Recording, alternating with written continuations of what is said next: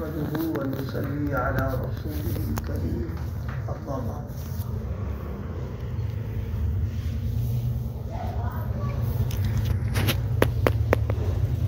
رمضان المبارک کے زمانے میں دو عبادتوں کا خاص طور سے اہتمام کرنا چاہیے۔ سب سے پہلی بات جو ہے وہ تلاوت قرآن۔ قرآن پاک کی تلاوت یوں تو پورے سال پوری زندگی اس عبادت کا اہتمام ہو، لیکن رمضان کے زمانے میں خاص طور سے دیکھیے، قرآن پاک میں خود اللہ تعالیٰ نے اس مہینے کا جو تذکرہ کیا ہے، جس کو کہتے ہیں اس مہینے کا تعارف اور پہچان کے طور پر جو بات ذکر کی ہے بطور خاص، وہ قرآن مجید کا تذکرہ کیا ہے۔ شہر رمضان الذی انزل فیہ القرآن، کہ رمضان کا مہینہ وہ ہے کہ جس میں قرآن مجید کو اللہ نے اتارا۔ تو رمضان کا تذکرہ پہچانوانے کے طور پر قرآن کا ذکر کرنا، یہ خود اس بات کو بتا رہا ہے کہ رمضان اور قرآن دونوں کا جوڑ ہے آپس میں۔ اس لیے اس مہینے میں جتنی زیادہ عبادت تلاوت کے تعلق سے ہم کر سکتے ہیں اتنی کرنا چاہیے۔ یوں تو اور بھی عبادتیں ہیں، لیکن تلاوت کا اہتمام زیادہ سے زیادہ جتنا وقت ہم کو مل سکتا ہو اتنا ہم تلاوت کا اہتمام کریں، فکر کریں کہ تلاوت ہماری زیادہ ہو جائے۔ بہت سے خوش نصیب ایسے ہیں اس امت میں رہے کہ روزانہ ایک ختم کر لیتے ہیں۔ جو لوگ اتنی تلاوت کرتے ہیں، ہم لوگ سن کر کے ان کے بارے میں سوچ لیتے ہیں کوئی اور کام نہیں ہوگا، صرف تلاوت ہی کرتے رہتے ہوں گے۔ نہیں، اور بھی ان کی مشغولیات ہیں۔ اپنی مشغولیات میں لگ کر کے تلاوت اتنا ہوتا ہے کہ پورا قرآن بعضوں کا 15، بعضوں کا 10 پارے ہو جاتے ہیں۔ تو اس لیے ہمیں اس کی فکر ہو کہ اس ماہ مبارک میں ہم تلاوت کا اہتمام زیادہ سے زیادہ کریں۔ جتنا وقت مل جائے، جتنی آسانی کے ساتھ ہو سکتا ہو تلاوت، خاص طور سے اللہ پاک نے جن کو حفظ کی دولت عطا فرما رکھی ہے ان کے لیے تو بس اس سے بہتر کوئی مشغولیت ہے ہی نہیں۔ ایک تو تیاری اپنی وہ جو تراویح میں سنانے کی وہ تو کر ہی رہے، اسی کے ساتھ میں اس سے اور تلاوت جتنی ہو سکتی ہو اتنا اہتمام کیا جائے کہ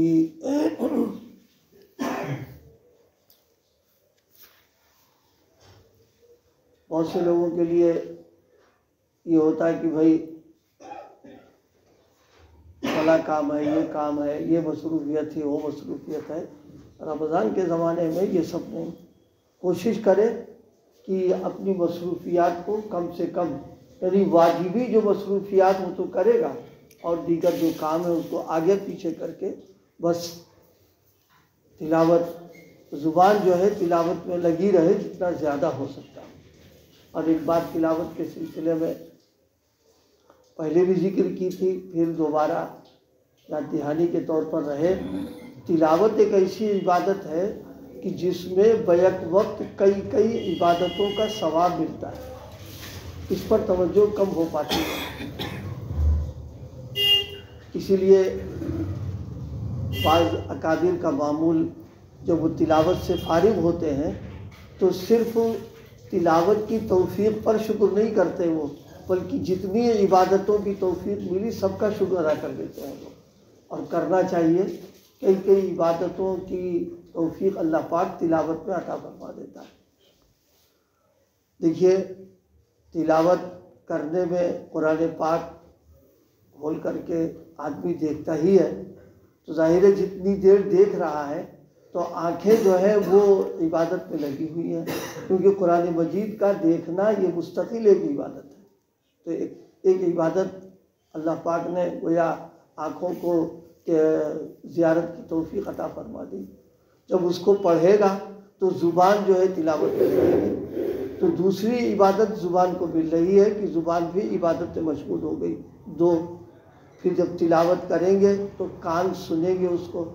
تو سننے کی عبادت الگ کانوں کو مل رہی ہے، تین عبادتیں ہو گئی۔ پھر جب آدمی تلاوت کرتا ہے تو ہاتھ لگتے رہتے ہیں، قرآن پاک ہاتھ میں ہوتا ہے، اوراق گزرتا رہتا ہے، تو ہاتھ بھی عبادت کے اندر لگے ہیں کہ قرآن پاک اس پر ہے۔ چار عبادتیں تو یہی ہو گئی۔ اور پانچویں، جب تلاوت کرتا ہے تو دل پر کچھ نہ کچھ اثر ضرور ہوتا ہے، چاہے اس کا مطلب سمجھ میں آئے نہ آئے، ایک محبت ہے، اللہ کا کلام ہے، تو دل میں جو کیفیت پیدا ہو رہی ہے یہ مستقل ایک عبادت ہو گئی اس میں۔ پھر اسی کے ساتھ جن کو اللہ پاک نے عربی کی سمجھ عطا فرمائی ہے اس کے معنی اور مطالب بھی وہ سمجھ رہے ہیں، تو یہ 5-6 عبادتیں ایک ساتھ توفیق مل جایا کرتی ہے، تو وہ ظاہر ہے اتنی اہم ترین عبادت ہو گئی ہے کہ کئی عبادتیں ہم کو اللہ کا فرما رہا۔ جب فارغ ہو فوراً اللہ کا شکر ادا کر لے کہ یا اللہ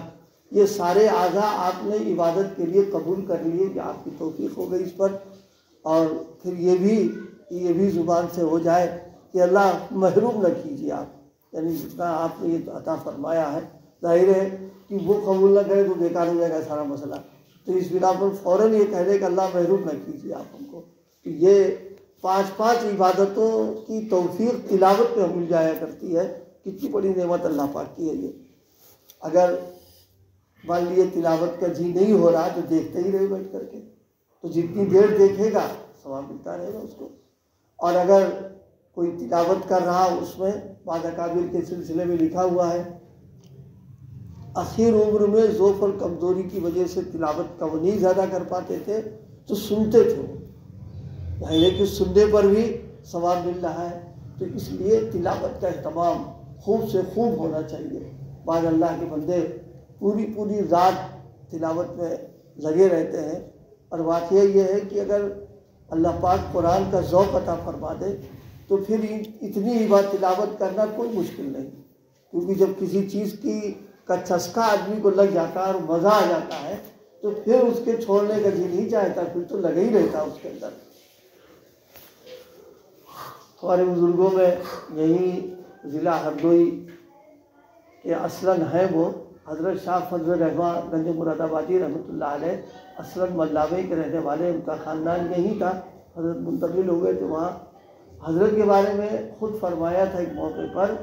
کہ اللہ پاک اگر جنت میں مجھے بھیجے گا تو میرے پاس حوریں جب آئیں گی تو میں ان سے یہی کہوں گا کہ بس یا تو قرآن میرا سنو یا اپنا سناؤ، کوئی اور کام نہیں ہے، اگر نہ سنو سناؤ تو جاؤ یہاں سے۔ اب ظاہر ہے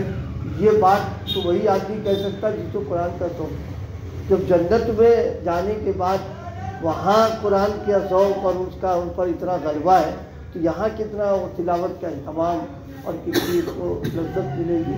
اس لیے بھائی اللہ پاک سے جہاں اور دعائیں کرتے ہیں وہاں 2 دعائیں مانگنا چاہیے، ایک تو کہ اللہ قرآن کا ذوق عطا فرما دیجیے اور قرآن کی فہم عطا فرما دیجیے، یعنی اس کی سمجھ عطا فرما دیجیے، یہ بہت بڑی نعمتیں ہیں، نبی پاک صلی اللہ علیہ وسلم نے بھی مانگا ہے۔ تو اس لیے تلاوت قرآن کا اہتمام جتنا زیادہ سے زیادہ ہم کر سکتے ہیں اتنا کریں، اس میں کوئی کمی نہیں رہنا چاہیے اس میں۔ دوسری چیز، نبی پاک صلی اللہ علیہ وسلم نے جب رمضان المبارک کی فضیلت اور اس کی اہمیت پر ایک موقع پر آپ نے ارشاد فرمایا ہے، تو وہاں پر ایک جملہ آپ نے ایک اور ارشاد فرمایا، شہر المواسات، یہ جو مہینہ چل رہا ہے یہ گویا ہمدردی کرنے کا، اور کیا کہتے ہیں جو لوگ بھوکے پیاسے جو لوگ کیا کہتے ہیں غریب اور کمزور ہیں ان کے ساتھ ہمدردی کرنا اور ان کی مدد کرنا اور ان کے ساتھ میں جو ہے جو کچھ بھی تعاون کر سکتا ہو کرنا، یہ رمضان المبارک کی خاص یہ بھی ایک عبادت ہے۔ یہ عام طور پر لوگوں کے ذہنوں میں ہے، ہم لوگوں کے ذہنوں میں بھی رہتا ہے کہ آدمی رمضان المبارک میں زکوٰۃ تو نکالتا ہے، اسی کوشش کرتے ہیں، وہ تو فرض درجے کی بات ہے، لیکن یہ نفل درجے کی بات ہے، یعنی یہ بھی ایک عبادت ہے۔ اس کی فکر کرے کہ جہاں ہم نے زکوٰۃ ادا کی ہے وہاں یہ بھی ہے کہ اپنی کمائی میں سے کچھ حصہ غربا، مساکین، ضرورت مند، محتاج جتنا آسانی کے ساتھ کر سکتا ہو ان کو کرے، ان کو دے دے۔ یہ گویا شہر المواساتوں کا مطلب نکلے گا، ہمدردی کر دینا ان کے ساتھ میں۔ اللہ پاک نے ہم کو بہت نواز رکھا ہے، دسترخوان پر ہمارے کئی چیزیں آ رہی ہیں۔ ایسے بھی گھرانے بیچارے ہیں جو اتنا بھی نہیں میسر ہوتا کہ پیٹ بھر کے وہ کھا سکتے ہیں، تو ان کو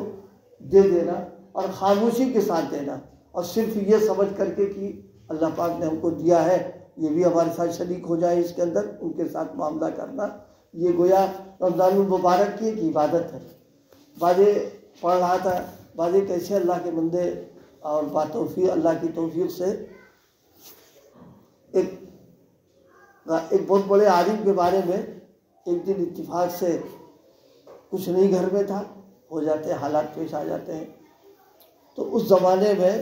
ایک تاریخی خاندان برمکی گزرا ہے، اس کو معلوم ہوا کہ ان کے ہاں تو آج کچھ بھی نہیں ہے، تو ایک رقم لمبی بھیجتی گیا۔ اس کے بعد ان کو آثار و قرائن سے معلوم ہوا کہ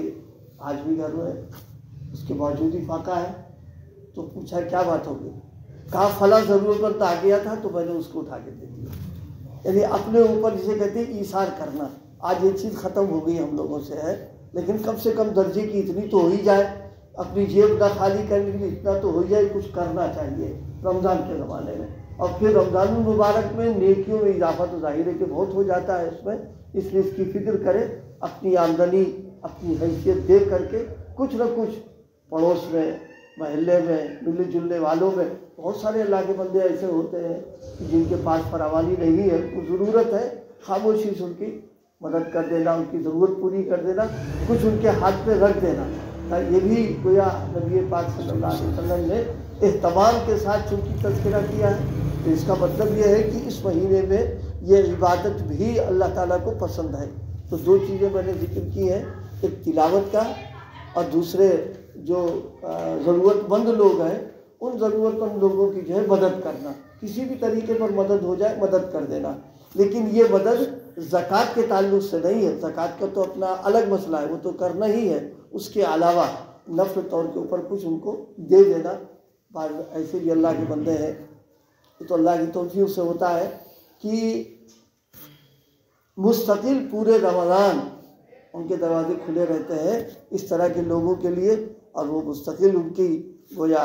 کھانے کے پینے سے تعلق سے، افطار کے تعلق سے کا انتظام کرتے رہتے ہیں۔ ہم اتنا نہیں کر سکتے، تھوڑا بہت تو بہرحال کر لیں، اس کا اہتمام کریں۔ اللہ پاک ہم کو دونوں عبادتوں کی توفیق عطا فرما دے، تو تلاوت قرآن کی اور دوسرے اپنے کمزور لوگوں کے ساتھ میں ان کی حدیث سے بھی ہے، کسی کو افطار کرا دے یا لسی و گلاس پانی پلا دے، اس کا بہت ثواب ہے، لیکن جو غریب ضرورت مند ہو اس کے ساتھ کرنا ایک بڑی بات، بہت بڑی بات ہے۔ مجھے تلاوت کی بات یاد آ گئی، حضرت شیخ نور اللہ برکتہ کے والد حضرت مولانا یحییٰ صاحب رحمۃ اللہ علیہ، ان کو قرآن کا بہت شوق تھا، تو ایک مرتبہ کاندھلا گئے تو والدہ نے خواہش کی کہ قرآن پاک سنا دو، تو 19 رکعت میں پورا قرآن اور ایک رکعت میں والناس، یعنی وہ 19 ہو گئے، پہلی رکعت میں پورا قرآن، دوسری میں والناس، اور فرمایا بقیہ کسی اور سے سن لینا تم۔ یعنی اس قدر قرآن کا ذوق اور یاد اور ہمت ان کی والدہ کی، اتنا پورا قرآن انہوں نے سن لیا۔ یہاں اگر امام صاحب کسی دن پڑھتے زیادہ ان کی خیریت نہیں رہے گی، انہوں نے 29 پارے ایک سے پڑھ دیا، یاد ان کو بہت خوب تھا ماشاءاللہ۔ اور ان کے بارے میں یہ ہے کہ وہ ایک وقت میں اب کتب خانے کا کام بھی کرتے تھے اور زبان سے تلاوت بھی کرتے رہتے تھے، اور دو کام ہمارے اکابر والے ایسے تھے، تین کام ایک ساتھ کر ڈالتا کرتے تھے۔ خیر یہ تو بڑی الگ بات ہے، لیکن تلاوت کے ذوق کی بات میں نے عرض کی ہے۔ ایسے بھی گھرانے کہ جن کے یہاں پوری رات ایک نظام بنا ہوا ہے تلاوت کا، کہ کوئی نہ کوئی ضرور تلاوت کرتا رہتا ہے، سب نہیں سوتے ہیں، اس کے اندر ہے کوئی نظام بنا لیا۔ اور یہ مستورات کا نظام، مردوں کا تو پوچھنا ہی کیا ہے۔ اللہ پاک ہم لوگوں کو بھی کچھ حصہ نصیب فرما دے کہ اس مہینے میں کم سے کم ہر گھر میں مرد عورت جو بھی ہیں سب تلاوت کا عمل ہوتا رہے، تاکہ معلوم ہو کہ رمضان آیا ہے۔ اگر ہمارے گھروں میں یہ بات نہیں ہوگی تو کہاں ہوگی بھائی؟ کم سے کم رمضان کے تعلق سے گھروں میں عبادت کا ایسا ماحول بن جائے، نفلیں پڑھنے کا، تلاوت کرنے کا، ذکر کرنے کا، کہ کوئی آئے تو محسوس کرے کہ رمضان آیا ہوا ہے۔ آج تو ہمارے گھروں کا ماحول ایسے ہی ہے جیسے غیر رمضان ہے ویسے رمضان میں کوئی فرق نہیں ہوتا ہے، نہیں تھوڑی تبدیلی کرنا ہے۔ ان دونوں تعلق سے میں نے عرض کیا، ایک تو تلاوت کے اعتبار سے، اور دوسرے غریب غربا اور ضرورت مندوں کی مدد کے اعتبار سے۔ اللہ عمل کی توفیق عطا فرمائے۔